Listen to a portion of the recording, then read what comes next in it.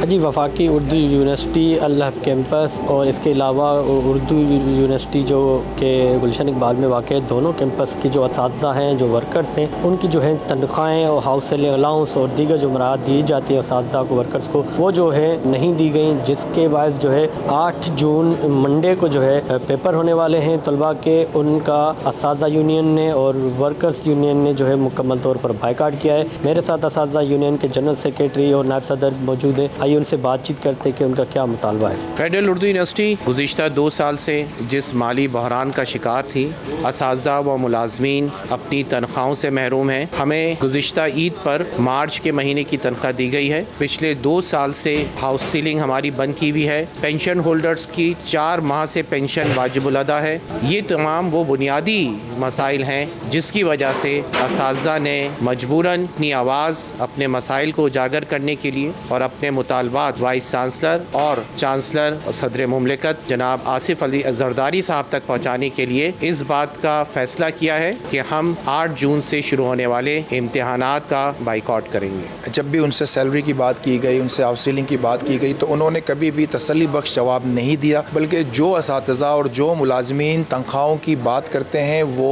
उन्हें सज़ा देते हैं, उन्हें शोकॉज नोटिस देते हैं। एक मुलाजिम ने पिछले साल ईद पर उन्हें ईमेल किया कि सर ईद पर हमें तनख्वाहें नहीं मिली हैं। उस मुलाजिम को नौकरी से बरतरफ कर दिया जो कि परमानेंट एम्प्लॉय थे। तो बजाय के मसाइल हल करने के बजाय के एफर्ट्स करने के बजाय, फंड्स लाने के बजाय, वो चाहते हैं कि किसी भी तनकीद का गला घोट दिया जाए, कोई सवाल ना उठाया जाए, तनख्वाहें नहीं मिल रही तो खामोश रहा जाए। जी, असातिज़ा यूनियन की आपने बातचीत सुनी। उनका कहना है कि जो इंतज़ामिया वफाकी उर्दू यूनिवर्सिटी की, वो जो है उनके मुतालबात अब तक जो है उन्होंने नहीं माने, ना ही उन पर कोई अमल पैरा है और ना ही जो है कोशिश कर रहे इस मसले को हल करने के लिए, जिसके बायस जो है असातिज़ा और वर्कर्स जो हैं 8 जून से जो है जितने भी पेपर्स होंगे उनका वो बायकाट करेंगे। कैमरामैन मुदस्सिर नज़र के साथ जवाद अली, वश न्यूज़, कराची।